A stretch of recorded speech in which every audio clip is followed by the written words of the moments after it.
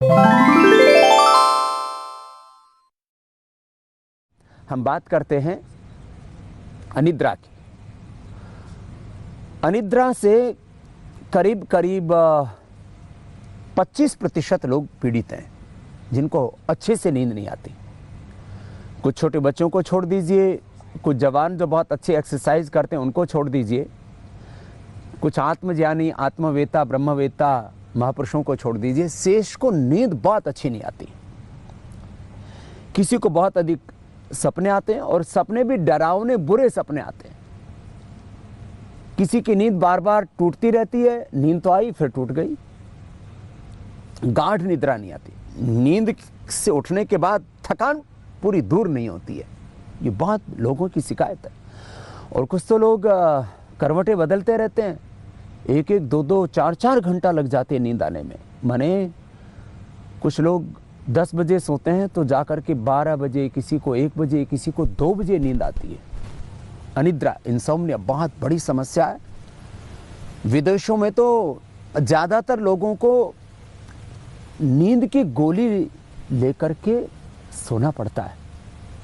वैसे मैंने पूछा है उन लोगों को जिनको नींद कम आती है या बिना गोली के नींद नहीं आती है, या कभी इमरजेंसी में भी किसी विशेष अवस्था में दर्द आदि की स्थिति में गोली लेनी पड़ती है जिनको नींद के लिए, वो कहते हैं कि नींद की गोली खाने के बाद शरीर टूटता रहता है और थकान पूरी दूर नहीं होती है। मैं अनिद्रा के लिए बहुत ही सटीक उपाय बता रहा हूँ आपको। एक तो ये जो अंगुलियों के टॉप्स हैं इनको दबा दीजिए, इससे नींद बहुत अच्छी आती है। आयुर्वेद में पैरों के तलवों में मालिश करने का, नाक में तेल डालने का, सिर में तेल लगाने का बहुत महत्व दिया गया है, उसको बहुत गौरव महिमा दी गई है। पैरों में तेल लगाने से भी अच्छी नींद आ जाती है। तो बादाम रोगन, वह भी पतंजलि का हमदर्द आदि से लगभग आधे दाम पर है और 100% शुद्ध है, प्योर है। तलवों में बादाम रोगन लगाने से, सिर में बादाम का तेल लगाने से, नाक में बादाम का तेल डालने से और 2-3 ग्राम से लेकर के 5 ग्राम, माने आधा चम्मच से 1 चम्मच बादाम रोगन दूध में मिलाकर के पीने से, जिनको दूध पीने की आदत नहीं है तो दिव्य पेय पी लीजिए, या दूध में पावर वीटा मिला करके उसमें 1 चम्मच, आधी चम्मच बादाम रोगन ले लीजिए। पेट भी बहुत अच्छा साफ होगा, ब्रेन बहुत अच्छा रहेगा, मेमोरी शार्प होगी, नर्वस सिस्टम बहुत अच्छा रहेगा, अच्छा कोलेस्ट्रॉल बढ़ेगा, गलत कोलेस्ट्रॉल घटेगा, आपके हार्ट को भी पावर मिलेगी, मसल्स और बोन्स आपकी मजबूत होंगी, चेहरे पर ग्लो रहेगा, लंबी आयु होगी आपकी, और आपकी स्किन पर, पूरे शरीर की स्किन पर ग्लो बढ़ जाएगा। एनिमल ट्रायल से लेकर के ह्यूमन ट्रायल तक ये एकदम सत्य बात है।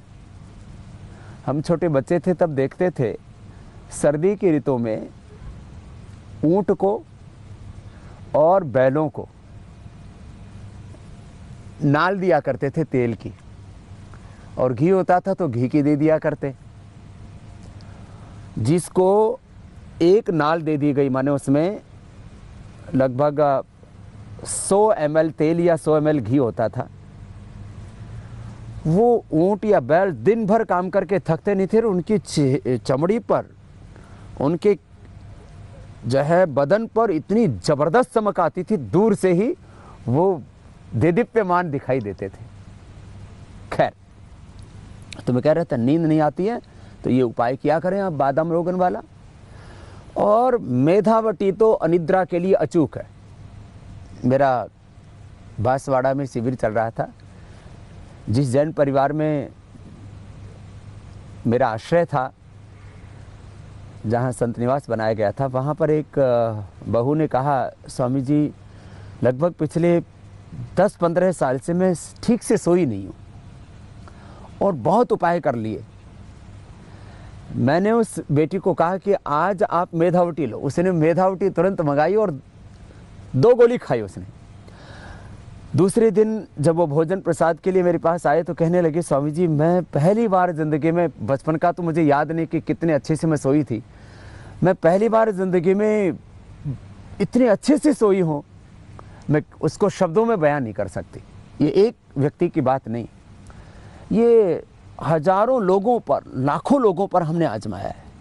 जिनको नींद नहीं आती वो छोटी उम्र वाले एक, बड़ी उम्र वाले 2 गोली मेधावटी की खा ले और इसका कोई कॉम्प्लिकेशन नहीं है, शरीर इससे टूटता नहीं, बल्कि फ्रेशनेस रहती है, दिमाग में ताजगी रहती है, मेमोरी शार्प होती है आपकी, कंसंट्रेशन IQ लेवल आपका बढ़ता है, ग्रैस्पिंग पावर बढ़ती है आपकी, नर्वस सिस्टम बहुत अच्छा होता है और अनिद्रा की समस्या दूर हो जाती है। कितनी बड़ी प्रॉब्लम है अनिद्रा की। अनिद्रा के लिए अनुलोम विलोम, भ्रामरी, उद्गीत, ओम, 5 मिनट कम से कम अनुलोम विलोम, 5-5 बार भ्रामरी उद्गीत कर लें। पहले ही दिन से अनिद्रा की समस्या दूर हो जाएगी। कुछ दिन लगातार सेवन करने से आपकी नींद स्वाभाविक रूप से ही अच्छी आने लगेगी। अनिद्रा के लिए शवासन भी अच्छा है। शवासनों के बाद शवासन कर लें, श्वासों पर मन को केंद्रित करके अपने देह को साक्षी भाव से देखें। जिनको नींद आती नहीं है तो वो सोने से पहले थोड़ा अनुलोम विलोम ज़्यादा भी कर सकते हैं, 10-15 मिनट, और फिर लेट करके साक्ष्य भाव से पहले माथे को, फिर आँखों को, चेहरे को, और फिर पूरे श्वसन तंत्र को, हाथों को, पेट, पीठ को, पैरों को, पूरे शरीर को ऐसे साक्ष्य भाव से देखते हुए शिथिल करते जाते हैं, ढीला छोड़ते जाते हैं। इससे देहगत तनाव दूर होता जाता है, थकान दूर होती जाती है, और फिर अंत में श्वासों पर मन को केंद्रित करके, तन को शिथिल करके, फिर मन और मन में उठते हुए विचारों, भावों, संवेदनाओं से भी अपने आप को हटा लेते हैं और आत्म केंद्रित हो जाते हैं।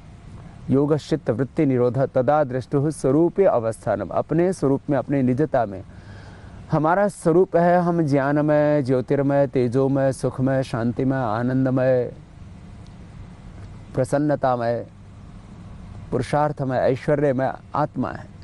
अपने इस नित्य शुद्ध बुद्ध मुक्त स्वभाव में, अपने सच्चिदानंद स्वरूप में, अपने इस भीतर की निजता, दिव्यता, पूर्णता में जब हम प्रतिष्ठित हो जाते हैं, जब अभाव का अभाव हो जाता है, सबसे बड़ा पेन, सबसे बड़ा जीवन में जो दुख है, हम अपने भीतर एक अधूरापन अनुभव करते हैं, एक खालीपन, इनकम्प्लीटनेस, लोनलीनेस,